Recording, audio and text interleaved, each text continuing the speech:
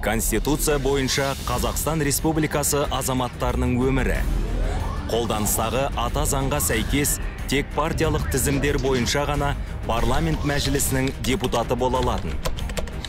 Ұсынылып отырған Конституцияда партиялық тізім бойынша да бір мандатты округ бойынша өзін-өзі ұсыну арқылы да парламент мәжілісі депутаты бола алады.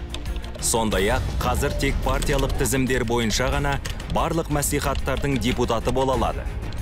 Ұсынылған Конституцияда партиялық тізім бойынша да бір мандатты округ бойынша өзін-өзі ұсыну арқылы да мәслихат депутаты болуға мүмкіндік туады.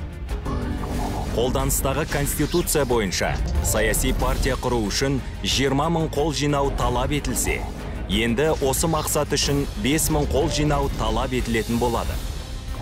Қазір өлім жазасы ең ауыр жаза ретінде заңмен белгіленсе, ұсынылған ата заңда өлім жазасына тыйым салынбақ.